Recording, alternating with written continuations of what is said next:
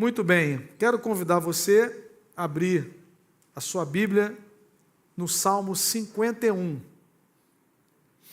Salmo 51.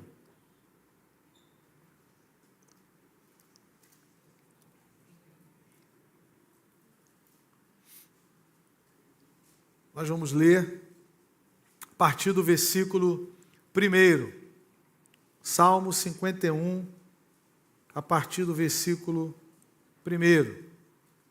Eu estou com a NVI, você pode acompanhar a leitura, participar também, né? Misericórdia de mim, ó Deus, por teu amor, por tua grande compaixão, apaga as minhas transgressões, lava-me de toda a minha culpa e purifica-me do meu pecado. Pois eu mesmo reconheço as minhas transgressões e o meu pecado sempre me persegue. Contra ti, só contra ti pequei e fiz o que tu reprovas, de modo que justa é a tua sentença e tens razão em condenar-me. Sei que sou pecador desde que nasci, sim, desde que me concebeu minha mãe. Sei que desejas a verdade no íntimo e no coração me ensinas a sabedoria. Purifica-me com esopo e ficarei puro. Lava-me e mais branco do que a neve serei. Faze-me ouvir de novo júbilo e alegria, e os ossos que esmagaste exultarão. Esconde o rosto dos meus pecados e apaga todas as minhas iniquidades. Cria em mim um coração puro, ó Deus, e renova dentro de mim um espírito estável. Não me expulses da tua presença, nem tires de mim o teu Santo Espírito. Devolve-me a alegria da tua salvação e sustenta-me com um espírito pronto a obedecer. Então ensinarei os teus caminhos aos transgressores, para que os pecadores se voltem para ti. Livra-me da culpa dos crimes de sangue, ó Deus, Deus da minha salvação, e a minha língua aclamará a tua justiça. Ó Senhor, dá palavras aos meus lábios, e a minha boca anunciará o teu louvor. Não te deleitas em sacrifícios, nem te agradas em holocaustos, senão eu os traria. Os sacrifícios que agradam a Deus são um espírito quebrantado, um coração quebrantado e contrito, ó Deus, não desprezarás. Por tua boa vontade, faze Sião prosperar, ergue os muros de Jerusalém. Então te agradarás dos sacrifícios sinceros, das ofertas queimadas e dos holocaustos, e novilhos serão oferecidos sobre o teu altar. Que o Senhor nos abençoe com a leitura da sua palavra. Amém? Irmão, imagine a cena, você está indo para uma livraria, porque você ouviu dizer que houve o lançamento de um livro, que você ansiava que ele saísse, esse livro foi editado, já está na livraria, você está indo para a livraria, e de repente no meio do caminho você encontra com um irmão, seu, e o irmão pergunta, para onde você está indo? Eu estou indo para uma livraria, vou comprar o livro tal, do autor tal. Eu estava aguardando, juntei dinheiro, quase um semestre para comprar esse livro, porque esse livro ia ficar bastante. Aí o irmão falou assim, olha rapaz, mas o autor desse livro caiu em adultério, né? E parece que estava envolvido também em... né? Aí eu não sei, meu irmão, eu seguiria para a livraria, mas você acabou de ler um capítulo de um livro como esse. Esse salmo foi escrito exatamente por uma pessoa que caiu em adultério e, para tentar amenizar a situação, ainda se envolveu num assassinato. Exatamente isso. Esse é um salmo de confissão. Esse salmo foi escrito por Davi quando Deus envia um profeta, o profeta Natã, para denunciar exatamente esse estado de coisas em que Davi se envolveu. Nos últimos 2 domingos, nós temos refletido sobre a vida de Davi. Nós vimos há 2 semanas ele dizer assim: eu cometi grande loucura, quando ele decide ordenar ao comandante do seu exército para levantar o censo em Israel. Ele queria saber com quantos homens ele poderia contar por uma iminente guerra.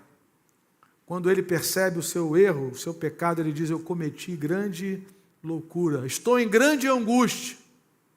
E aí ele recebe algumas opções para que a ira de Deus fosse abrandada, e ele fala assim, que eu não quero cair na mão dos homens, porque o homem é sem misericórdia, o homem é implacável, que eu caia nas mãos do Senhor, porque no Senhor há misericórdia. Semana passada, nós meditamos no Salmo 62, quando Davi declara que a sua confiança e o seu descanso estavam somente no Senhor. E talvez você fique pensando, mas qual é o Davi? Por que essa contradição? Por que existe essa ambiguidade no coração de Davi, e mais, não somente no dele, mas nós também convivemos com isso? Eu creio, irmãos, que a resposta bíblica a essa ambiguidade está na nossa natureza pecaminosa. E é sobre esse texto aqui nos esclarece. Queria pensar um pouquinho sobre essa ambiguidade de Davi. Ora, ele quer contar com quantos homens ele pode avançar numa guerra, daqui a pouco ele diz: somente em Deus a minha alma espera silenciosa, dele vem a minha salvação. Confiai nele, ó povo, em todo o tempo, derramai perante ele o vosso coração, Deus é o nosso refúgio. E a situação pior ainda quando a gente se depara com aquela frase que Davi é um homem segundo o coração de Deus. Aí você pensa assim, bom, se Davi é um homem segundo o coração de Deus, como é que é o coração de Deus? Então, às vezes, irmãos, nós temos uma certa crise, porque nós não olhamos para o ser humano como Deus olha. E quando nós não olhamos para o ser humano como Deus olha, nós vamos ficar assim, é um herói, é um vilão. Os irmãos se lembram de Paulo, quando cai lá na ilha de Malta, né? Aí as pessoas disseram assim, esse homem, ele cai na ilha de Malta e ainda leva uma picada, né, de uma serpente, de uma víbora, dá uma balançada nela assim, ela cai lá na fogueira. Aí as pessoas falam assim, esse homem deve ser um assassino, ele escapou do naufrágio e veio o juízo aqui agora. Aí passa 1 hora, 2 horas, 3 horas, 4 horas, 5 horas, ele não morre. Porque naquela época tomou uma picada de uma serpente, meu irmão, não tem Butantan, não tem Oswaldo Cruz, não tem nada, né? Vai morrer. Aí passa um tempo, ele não morre, fala assim, ele é um Deus. Mas peraí, ele é assassino ou ele é um Deus? O texto diz assim, eles mudando de parecer. Você já conviveu com mudança de parecer? Né? A pessoa olha para você de um jeito, daqui a pouco olha de outro. Aconteceu com Davi. Ele vai lá para a casa de Saul, e aí, quando Saul ficava possesso, um espírito maligno tomava o coração dele, Davi tocava a harpa, ele era aliviado. Ah, que menino bom. Até o dia que as mulheres disseram, Davi conquistou 10 milhares e Saul só milhares, só pouco. Aí a Bíblia diz assim, ele já não olhava Davi com bons olhos. Então, irmãos, se você vai para os livros históricos, você vê Davi vencendo o gigante, você vê Davi vencendo o filisteu, aí você vai para o Salmo e ele começa a confessar pecado. Então, querido, nós precisamos olhar para a Escritura e perceber que é Deus quem dá o verdadeiro veredito do ser humano. O ser humano é pecador. E eu queria então pensar nesse texto, que é um salmo de confissão, um salmo de arrependimento, que foi escrito exatamente a partir do momento em que Davi é confrontado por Deus. Porque até então estava tudo certo. Ele deveria ter saído para guerrear, ele ficou em casa, aí vai lá para o terraço, e a Bíblia diz que ele estava passeando no terraço. Cuidado com os passeios que você dá, meu irmão. A gente precisa de lazer, a gente precisa de renovo, a gente precisa de férias, a gente precisa de descanso, mas tudo isso na presença de Deus. Né? Aí ele era para estar guerreando, ele está em casa, aí ele olha assim, dá uma limpada no óculos, e vê Batseba tomando banho do outro lado da rua. O resultado é Salmo 51. Né? Termina no Salmo 51. Então, querido, nesse contexto é que nós vamos refletir, e eu quero destacar 3 pontos aqui nessa história. Em primeiro lugar, a Bíblia diz que o que Davi fez desagradou ao Senhor. Deixa aberto aí no Salmo 51 e vem comigo, 2 Samuel, capítulo 11. A história é uma história bárbara, né? Nem parece história de crente, mas foi o que aconteceu. Porque, irmãos, antes de ser homem de Deus, antes de ser mulher de Deus, você é homem e você é mulher. Seus pés são de barro. Né? Então, Davi, ele está lutando contra algo complicado. Ele olha aquela mulher bonita, a cobiça, e usa a sua autoridade de rei e manda trazer aquela mulher. Só tem um problema. Nos 10 mandamentos, um deles é: não adulterarás. Por que Deus estabeleceu os 10 mandamentos? Os 10 mandamentos têm a ver com o nosso relacionamento com Deus, os 4 primeiros, e tem a ver com o nosso relacionamento com o próximo. Deus tira um povo que é escravo do Egito há 400 anos, faz uma aliança com esse povo, no capítulo 19, diz: vocês agora são meu povo particular, agora vai ensinar esse povo a se relacionar com Deus. Esse povo durante 4 séculos viu egípcio adorando vaca, viu egípcio adorando as águas do Nilo, viu os egípcios adorando o faraó, e Deus fala assim: olha, eu sou o Senhor vosso Deus que tirou vocês da terra do Egito. Não terás outros deuses diante de mim, não farás imagem de escultura, não os adorarás, não tomarás o nome do Senhor teu Deus em vão, e separa um dia de adoração, de descanso na minha presença. Só que vocês não vão se relacionar só comigo, vocês vão se relacionar com pessoas, porque eu criei vocês para andarem na minha presença e convivendo com gente. Honra teu pai e tua mãe, não adulterarás, não furtarás, relacionamento com o próximo. Jesus resume os 10 em 2. Amarás o Senhor teu Deus de todo o coração e o próximo como a ti mesmo. Então, por que está ali não adulterarás? Porque Deus está preservando a vida. Os mandamentos são para preservar a vida, para preservar a família. Uma família destruída com esse adultério. Davi quebra a lei de Deus. E ele então está diante de uma situação complicada, porque agora há um cinismo no seu coração. Ele não tem mais freio.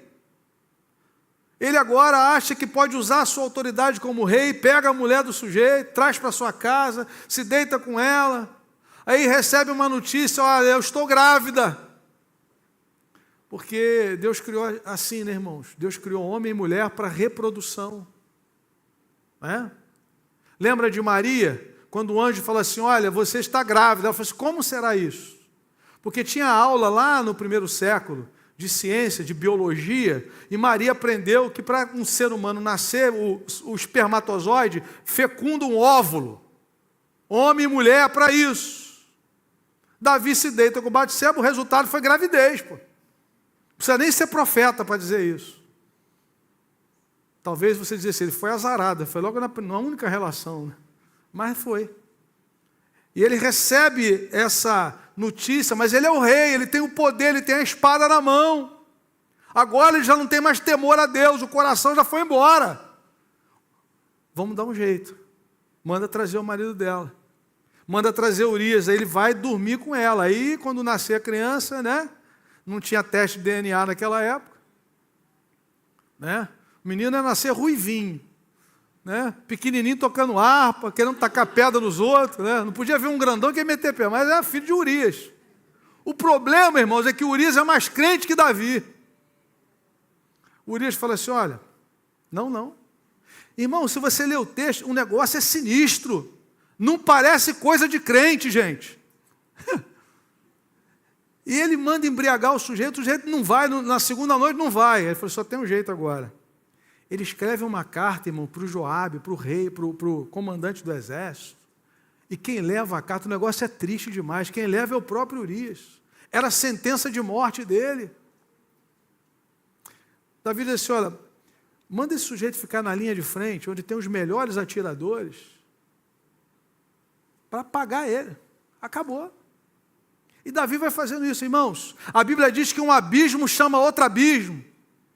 Isso não para nunca mais, a não ser que a graça de Deus entre, que o Espírito Santo quebrante, porque do contrário isso não tem mais fim. E aí veja o que diz 2 Samuel, capítulo 11, versículos 26 e 27. Quando a mulher de Urias soube que o seu marido havia morrido, chorou por ele.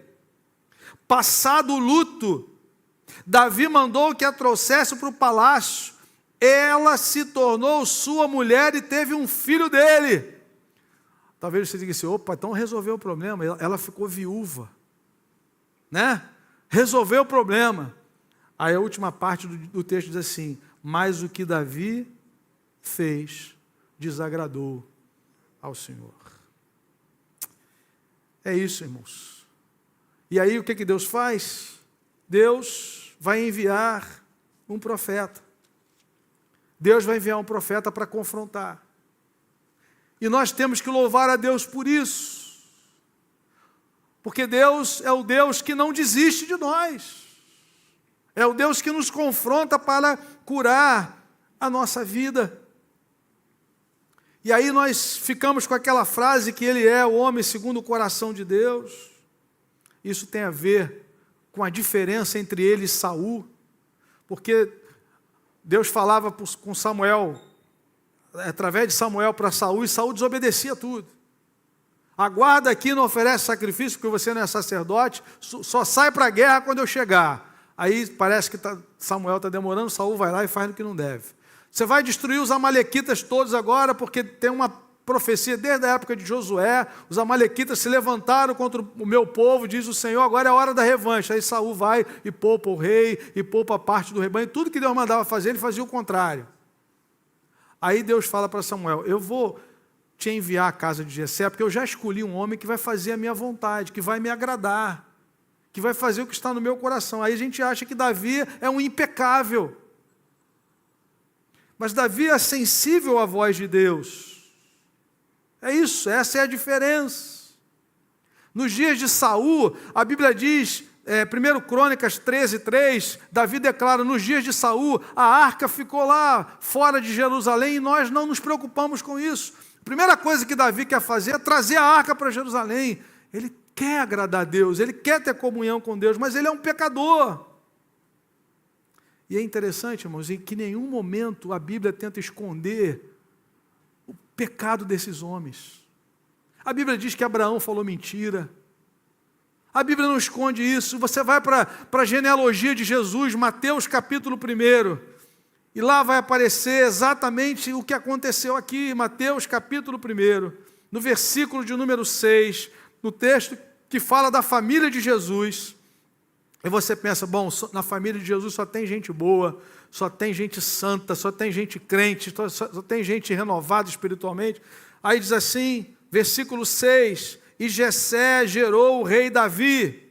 Davi gerou Salomão, cuja mãe tinha sido mulher de Urias.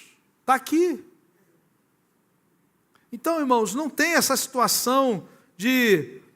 ele é escolhido por Deus, ele é ungido de Deus, ele pode fazer o que ele quiser, matar quem ele quiser, se deitar com quem ele quiser. Não, a Bíblia diz que aquilo que ele fez foi desagradável ao Senhor.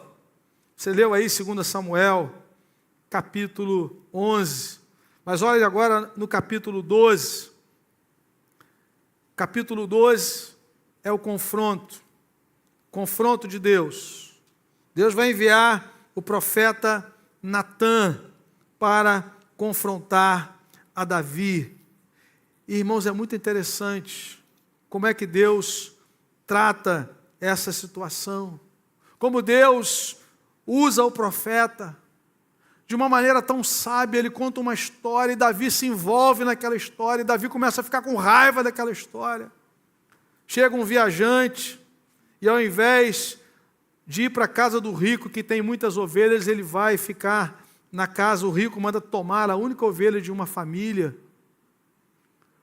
para que esse viajante seja atendido. Aí o verso 5 diz: então Davi encheu-se de ira contra o homem e disse a Natã, verso 5, segundo Samuel 12:5, juro pelo nome do Senhor que o homem que fez isso merece a morte. Ele está dando a sentença para ele mesmo. Deverá pagar 4 vezes o preço da cordeira, porquanto agiu sem misericórdia. Você é esse homem, diz Natã a Davi. E continuou: assim diz o Senhor, o Deus de Israel, eu o ungi rei de Israel, o livrei das mãos de Saul, dei-lhe a casa e as mulheres de seu senhor, dei-lhe a nação de Israel e de Judá, e se tudo isso não fosse suficiente, eu lhe teria dado mais ainda. Aí agora vem a sentença de Deus: por que você desprezou a palavra do Senhor, fazendo o que ele reprova? Você matou Urias, o hitita, com a espada dos amonitas e ficou com a mulher dele. Querido, não tem queridinho não, não tem um homem segundo o coração de Deus não. Pecado é pecado, e pecado precisa ser confessado, perdoado e abandonado. Foi por isso que Jesus veio. Por que ele recebeu esse nome? O anjo diz assim para Maria: vocês vão dar o nome dele, falou para José em sonho, o nome dele será Jesus, porque ele salvará o seu povo dos pecados dele. Se nós não fôssemos pecadores, Deus não mandava o Salvador. E se Deus não fosse santo, santo, santo, Natã ficaria em casa de plantão naquele dia. Deus manda Natã confrontar o profeta, porque Deus é um Deus santo. E aí nós chegamos ao segundo ponto que eu queria destacar nessa manhã. Por que Deus manda Natã para confrontar a Davi? Porque o confronto de Deus tem por finalidade a nossa genuína conversão. Louvado seja Deus por isso, irmãos. Louvado seja Deus pelo Evangelho de Jesus. Porque, como alguém já disse, existem 2 tipos de pecadores, o flagrado e o camuflado, mas nenhum de nós é flor que se cheire. Nenhum de nós. E a Bíblia não esconde isso em nenhum momento. E Deus então envia esse profeta para confrontar a Davi. Irmãos, o pecado de Davi trouxe consequências terríveis para ele. O verso 10 diz aí, já vamos para o Salmo 51, por isso a espada nunca se afastará de sua família, pois você me desprezou e tomou a mulher de Urias e o hitita para ser a sua mulher. O texto também diz que a criança iria morrer, e isso aconteceu. E aí Davi diz, no versículo 13, então Davi disse a Natã: pequei contra o Senhor. E Natã respondeu: o Senhor perdoou o seu pecado, você não morrerá. Entretanto, uma vez que você insultou o Senhor, o menino morrerá. Irmãos, nós não podemos confundir perdão com consequências, né? E aí eu olho para o início do Salmo 51 e eu vejo exatamente isso. Esse confronto de Deus, ele tinha por finalidade a genuína conversão de Davi. Deus manda o profeta exatamente para que Davi reconhecesse essa situação diante de Deus. E aí, nesse aspecto, ele é quebrantado. Ele percebe que aquilo que ele fez ofendeu o coração de Deus, ofendeu a santidade de Deus. E aí nós olhamos para os versos de 1 a 7, e eu queria que você olhasse aí para a reação de Davi. Quando ele é confrontado, quando o seu pecado é exposto, ele diz assim: tem misericórdia de mim, ó Deus, por teu grande amor, por tua grande compaixão, apaga as minhas transgressões. Eu chamo a sua atenção para os verbos que Davi utiliza aqui nesse salmo, diante da ação do Espírito de Deus. confrontando através do profeta Natã, o Espírito Santo usando o profeta, e vejam que Davi começa a usar alguns verbos assim, de alguém que está se sentindo indigno diante do Senhor.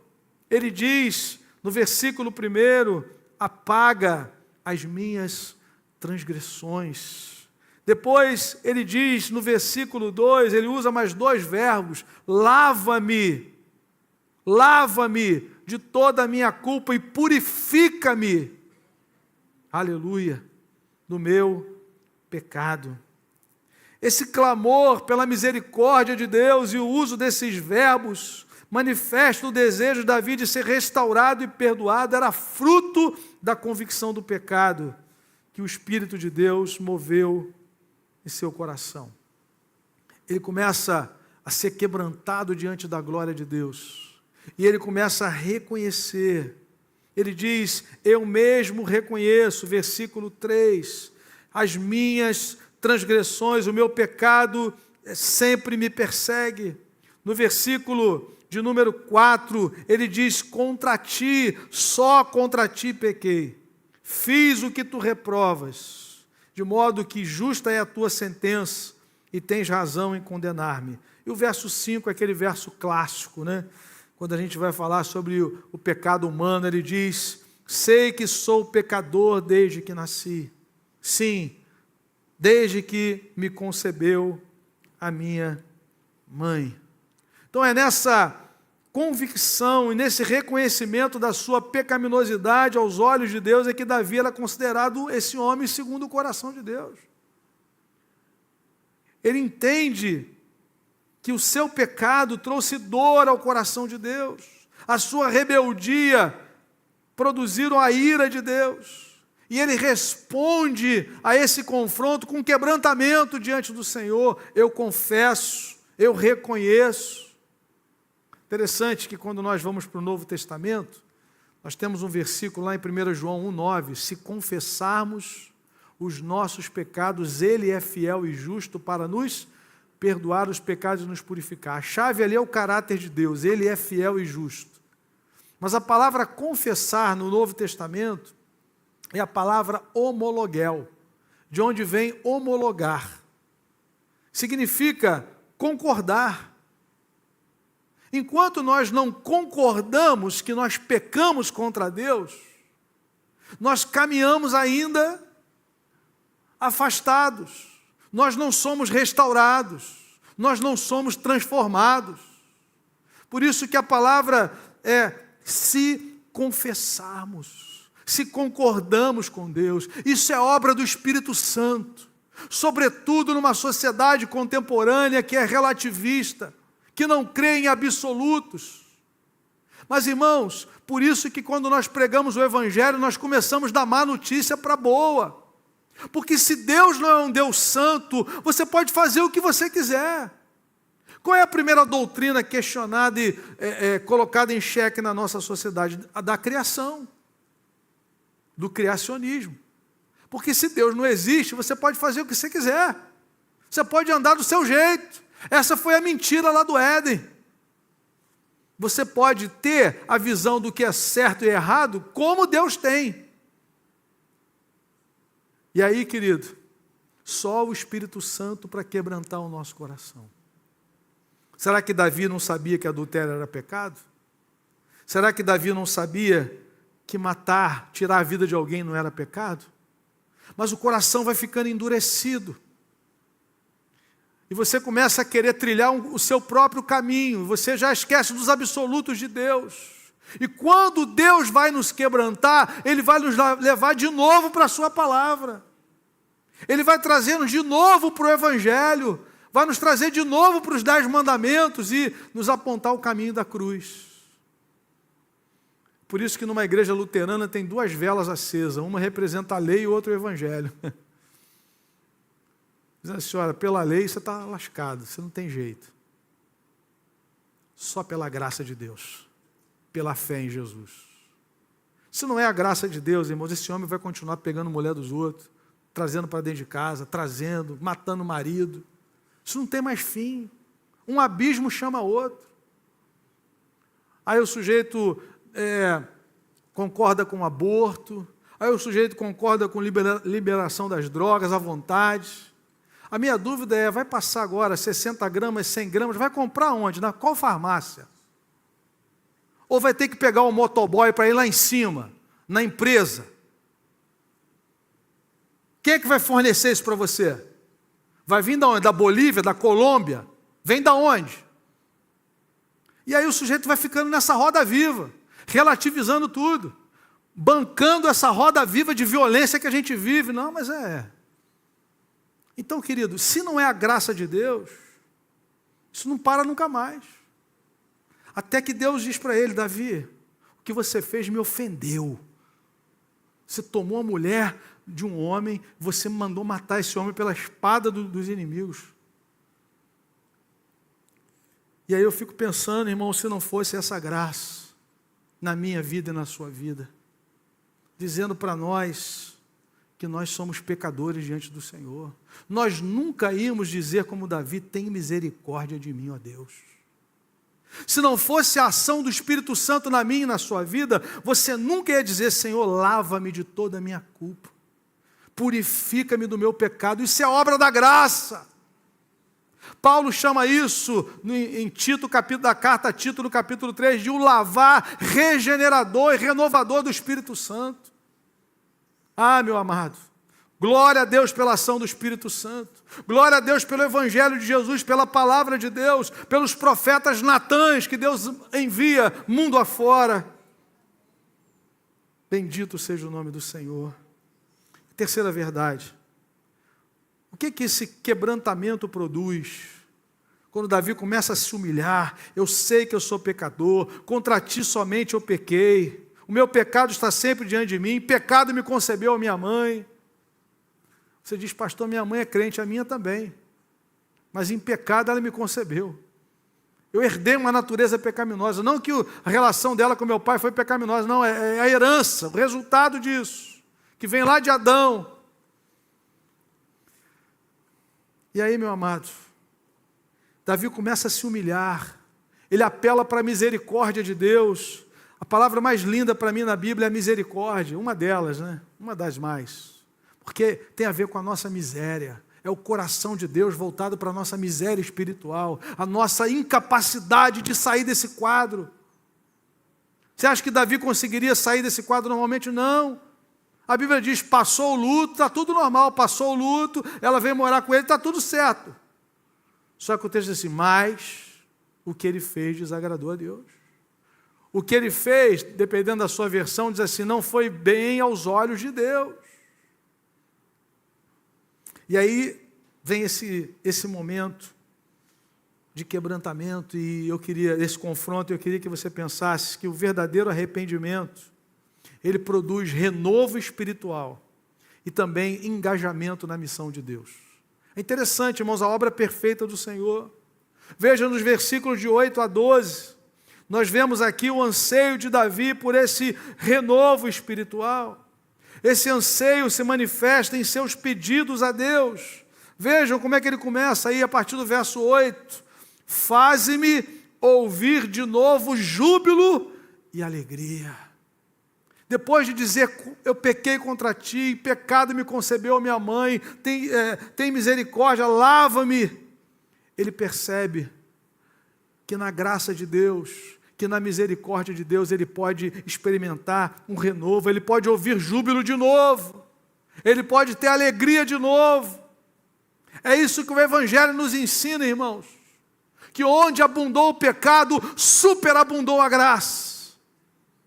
A Bíblia diz que aquele menino morreu, mas a palavra diz que depois Batseba de fato, se torna esposa de Davi, e ela concebe um filho, e inicialmente ele se chama Gedidias, depois Salomão. Gedidias significa o amado do Senhor. Deus é um Deus de misericórdia. Deus é um Deus que renova homens e mulheres pelo poder do Evangelho de Jesus. E onde abundou o pecado, a graça superabunda, transborda. E nós podemos então viver esse novo tempo. E vejam que esses pedidos aqui refletem um coração que tem sido tratado por Deus. Você imagina um crente que está feliz com a sua vida de pecado, que está acomodado com a sua frieza espiritual, que não foi quebrantado diante de Deus, dizer: faze-me ouvir júbilo de novo. Você imagina ele dizer assim: cria em mim, ó Deus, um coração puro, renova dentro de mim um espírito estável, inabalável. Alguém que não foi afetado pela obra do Espírito, dizer: Senhor, tem misericórdia, não retire de mim o teu Espírito, não me lances fora da tua presença. Obviamente que é uma visão da antiga aliança. Nós sabemos que o Espírito, a partir do Pentecostes, depois que homens e mulheres nascem de novo, ele vem morar em nós. Mas Davi está dizendo: eu não quero nem por um instante estar fora dessa comunhão bendita.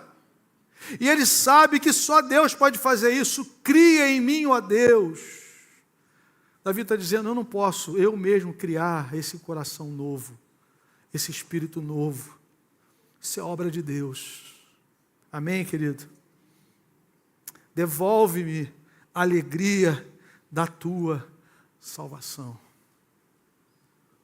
Quando nós somos quebrantados diante do Senhor, pelo Espírito, pela palavra, o verdadeiro sinal de arrependimento é esse renovo espiritual.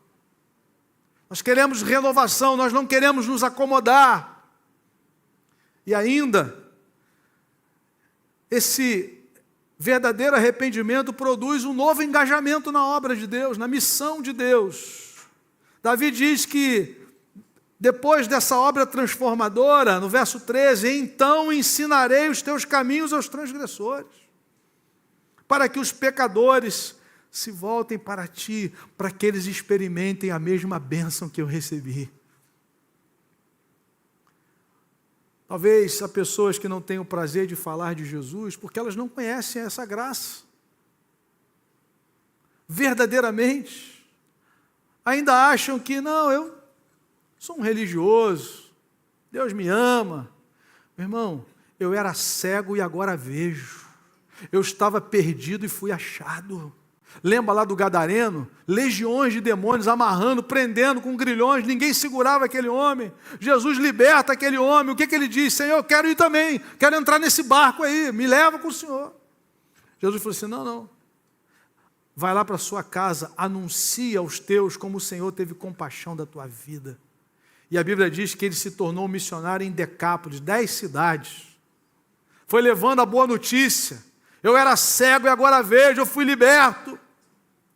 Porque Jesus, ele veio para libertar os cativos. Ele veio para pôr em liberdade os algemados. Veio trazer óleo de alegria ao invés de pranto, veste de louvor ao invés de espírito angustiado. Esse Jesus, ungido pelo Espírito, é o meu Salvador, é o Cristo de Deus. A minha vida agora é dele. Aleluia! Independente das crises que passamos, ele é o Senhor da minha vida e da sua vida. Então você pode proclamar isso. Davi diz: olha, eu fui tão renovado, que eu me sinto impulsionado a ensinar os teus caminhos aos transgressores, para que eles bebam da mesma fonte que eu bebi. Quando o Evangelho renova o nosso coração, quando a obra de Jesus é o centro da nossa vida, nós queremos anunciar isso para os outros. Nós queremos que essa bênção alcance o nosso entorno. Nós deixamos de ser agente secreto do reino, no trabalho, na faculdade, onde quer que sejamos. Nós queremos apontar para Jesus, porque nós existimos para conhecê-lo e fazê-lo conhecido, ser e fazer discípulo de Jesus. Amém, querido? Quem foi alvo da graça se torna instrumento dessa graça. E essa história nos aponta para a graça.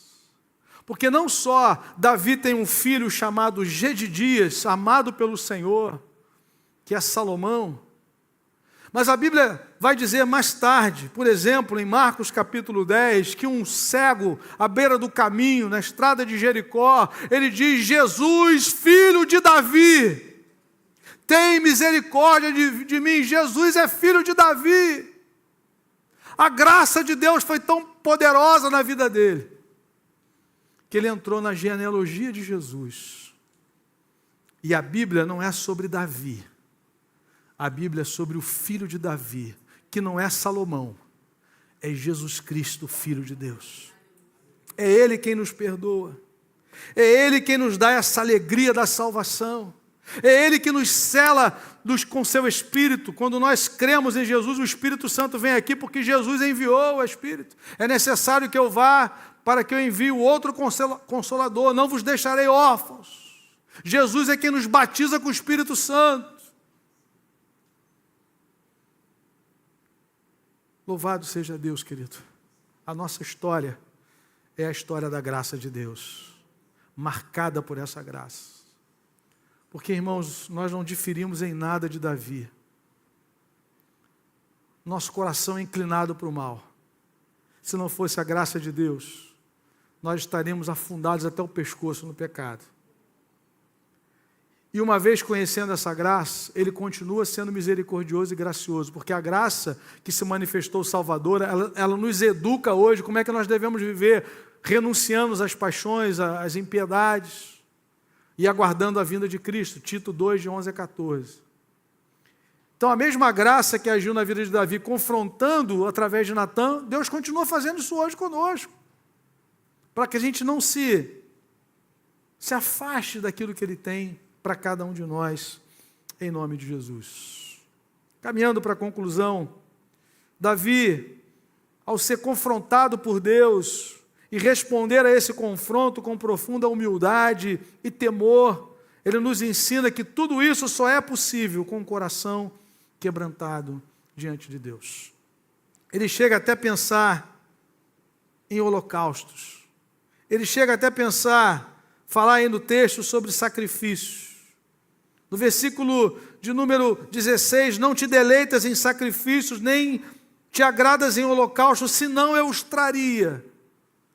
Davi está dizendo, olha, talvez eu pudesse estabelecer um caminho para encobrir o meu pecado, de uma maneira em que o meu coração não fosse afetado. Davi diz, não adianta. Eu poderia encher esse pátio aqui de cordeiro, de boi, botar levita 24 horas aqui para matar esses bichos todos. Se o meu coração não estiver quebrantado diante do Senhor, vai ser só música cantada, vai ser só oração mecânica, vai ser só um tempo de reflexão. Davi diz, não adianta. Se o Senhor quisesse só isso, eu traria. Mas sacrifícios que agradam a Deus são o espírito quebrantado. Um coração quebrantado e contrito a Deus não desprezarás. É aí que começa a cura. Quando o nosso coração, demasiadamente corrupto, é exposto diante da graça e a gente diz, Senhor, não tem como fazer nada. Eu só posso ser lavado pelo sangue de Jesus. Essa história nos leva para a cruz. Essa história não foi resolvida por Davi. Essa história só pode ser resolvida pela graça de Deus, pelo perdão que nos é oferecido em Cristo. Não adianta você querer maquiar, tentar resolver aquilo que é periférico. Você pode fazer análise, você pode procurar quem você quiser, mas enquanto o sangue de Jesus não lavar o seu coração, querido, o seu problema vai permanecer diante de Deus. Nosso maior problema não é financeiro. Nosso maior problema é que nós nascemos separados de Deus.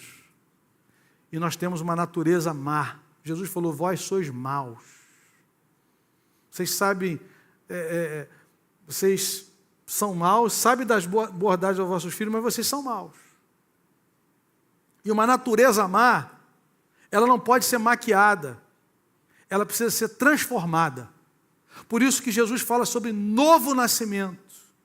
Por isso que a Bíblia fala em ser nova criatura. É isso que Deus tem para nós. Um coração novo, regenerado. E à medida que o conhecemos, precisamos ser renovados ainda mais pela sua presença e pela sua palavra, em nome de Jesus. Amém? Duas aplicações. Em primeiro lugar, você reconhece nesse momento que há algo em sua vida que tem desagradado ao Senhor, E você precisa ser quebrantado diante de Deus. Parecia que estava tudo normal, até que a Bíblia diz, aquilo que ele fez não agradou ao Senhor. Aquilo que ninguém aqui sabe, mas você e Deus conhecem. Realidades que precisam ser confessadas, expostas à luz, perdoadas. Pecado confessado é pecado perdoado. Confesse a Deus. E Deus certamente vai te dar força e graça para que você não permaneça no pecado. Isso é uma marca de alguém que nasceu de novo, não permanece na prática do pecado. Não se alegra com o pecado. Você vê que quando o Espírito Santo agiu na vida dele, ele começa a dizer, Senhor, cria em mim um coração puro. Renova-me um espírito inabalável. Restitui-me a alegria da salvação. Isso é obra de Deus. Mas ele foi quebrantado. Jesus diz assim, lembra-te de onde caíste, arrepende-te e volta. Toda queda tem um início. Jesus fala, lembra-te de onde caíste. Onde é que começou essa frieza? Onde é que começou essa indiferença? Onde é que começou esse relativismo? Eu acho que isso não é tão pecado assim. Eu acho que isso não desagrada tanto a Deus, até porque eu sou rei. Eu sou o rei. Eu tenho a espada na mão. E aí, meu irmão, enquanto a gente ficar relativizando, racionalizando, não, acho que não é bem assim. O que vai acontecer é que nós vamos ficar estagnados espiritualmente, frios, indiferentes. E não é isso que Deus tem para mim e para a sua vida. A palavra de Deus pode aquecer o nosso coração novamente, como fez com os discípulos de Emaús. E sabe o que eles fizeram? Eles voltaram para Jerusalém. Eles andaram quase 12 quilômetros, chutando lata de cabeça baixa. Nós achávamos que ele era, nós achávamos, mas esse já é o terceiro dia. E nada aconteceu. Eles estavam com o jornal de sábado de manhã. Aí Jesus se apresenta e Jesus fala, por que vocês estão assim de cabeça baixa? Você não sabe quais são as últimas notícias? Jesus falou, quais? Eles estão com o jornal de sábado. Viram lá o Jerusalém Post de sábado à noite. Antes de dormir, de fazer oração para vir para a igreja domingo. Deixa eu dar uma olhada no Jerusalém Post. Jesus morreu ontem e até agora nada. Pronto. Primeiro dia da semana, Jesus vivão. Aleluia! Estive morto, mas eis que vivo pelos séculos dos séculos. E tenho nas mãos a chave da morte e do inferno, andando com eles, os olhos impedidos, até que Jesus parte o pão, eles veem a glória de Deus, e aí voltam correndo para Jerusalém, irmão, voltaram voado para Jerusalém, mais 11 que não gosta de andar, né? Vai para lá, é 11 e volta para trás, mas voltam aquecidos, e voltam convictos. Eles dizem para aqueles 12, olha, nós vimos o Senhor, Ele está vivo, porque o coração deles aqueceu com a palavra. Quando ele nos expunha as Escrituras, não nos ardia o coração, é a palavra de Deus que vai arder o seu coração de novo, e vai fazer você voltar para o lugar da missão, para o lugar do serviço no mundo, a alegria de anunciar aos pecadores, então ensinarei os teus caminhos aos transgressores, porque o Senhor me perdoou em Cristo Jesus, porque eu fui lavado no seu sangue, eu merecia a morte, eu me deitei com a mulher de alguém, uma mulher casada, eu provoquei a morte desse homem, ai de mim. Mas aí veio a graça de Deus e cobriu Davi, e ele é quebrantado diante da glória. Esse é o caminho, querido, esse é o caminho para a cura. Só o sangue de Jesus pode nos lavar de todo pecado. Se há algo que você precisa confessar nessa manhã, dizer, Senhor, me ajuda, renova-me, cria em mim um coração puro, Deus vai ouvir a sua oração. Senhor, não permita que eu permaneça nessa condição, eu preciso romper em nome de Jesus. Em segundo lugar, você deseja ser renovado espiritualmente, estar mais engajado na missão de Deus, como discípulo de Cristo enviado por Ele ao mundo. Assim como o Pai me enviou, eu também vos envio. Nós temos sido desafiados nesses dias, irmãos, a voltarmos à nossa missão lá fora, a fazer aquilo que Paulo e Silas disseram para aquele homem, não te faças nenhum mal, nós estamos aqui, há uma igreja aqui, Há um povo de Deus aqui que pode fazer a diferença. Nosso coração precisa ser reaquecido na presença do Senhor. A palavra de Deus precisa voltar a ser o centro da nossa vida. A gratidão no nosso coração pela obra de Jesus e a certeza de que aquele que nos alcançou pode alcançar aqueles que estão do nosso entorno. E nós só temos essa oportunidade para servi-lo, porque a Bíblia vai dizer em Atos 13 que Davi serviu a sua geração e adormeceu, morreu. Não espere passar o seu tempo aqui na história para servir na eternidade, para evangelizar quem já é salvo, para orar por aqueles que já foram alcançados pela graça. Esse é o tempo de servir, de ser bênção, em nome de Jesus. Vamos ficar em pé nesse momento, vamos orar. Feche seus olhos, querido, não se distraia. O Espírito Santo está falando no seu coração, esse é um momento de cura espiritual, de libertação, de cadeias se quebrarem em nome de Jesus. Deus está dizendo nessa manhã que o coração que Ele não despreza é um coração quebrantado. No original hebraico significa reduzido a pó. Essa é a ideia dessa palavra no original. Reduzido a nada, rendido completamente. Completamente rendido.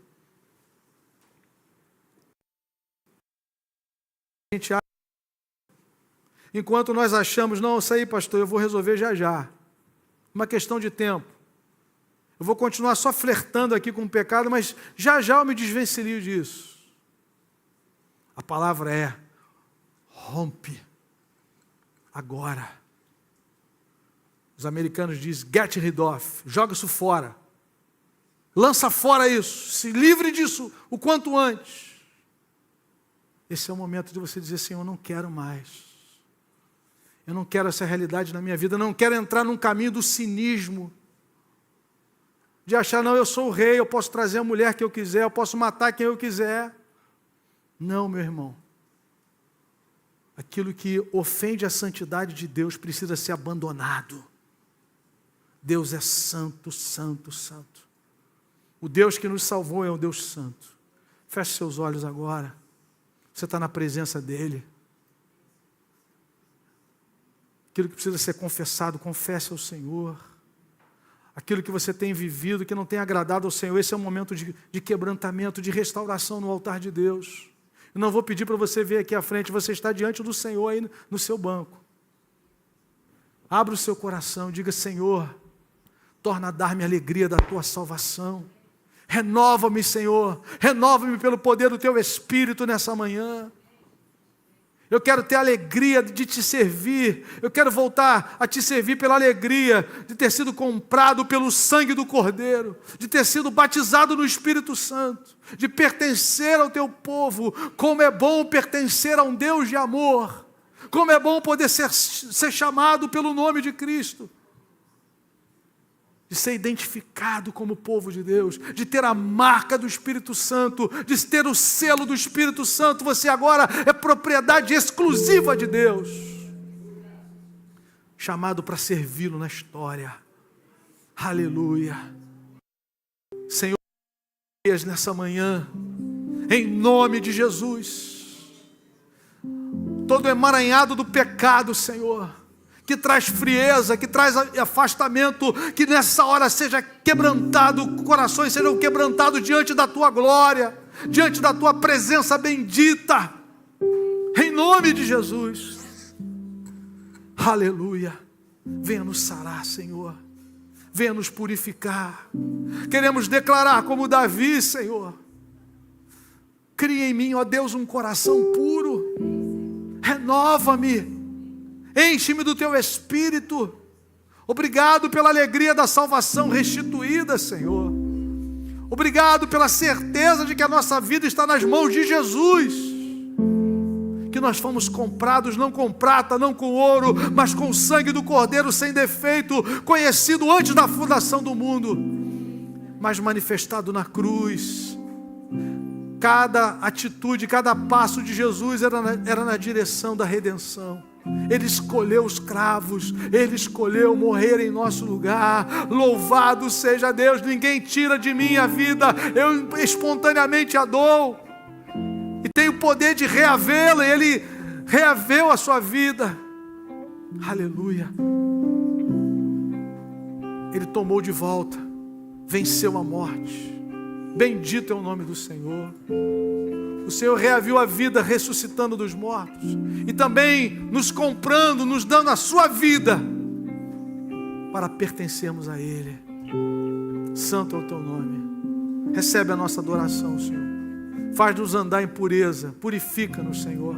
Purifica o nosso coração. Lava-nos, Senhor, e seremos mais alvos do que a neve. Bendito é o teu nome, Senhor. Obrigado pelo sangue do Cordeiro, que nos lava de todo pecado, e nenhuma condenação há para aqueles que estão em Cristo Jesus. Quem tentará acusação contra os eleitos de Deus? É Deus quem os justifica.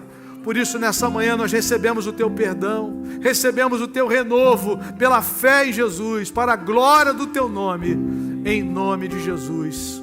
Amém. Glória a Deus.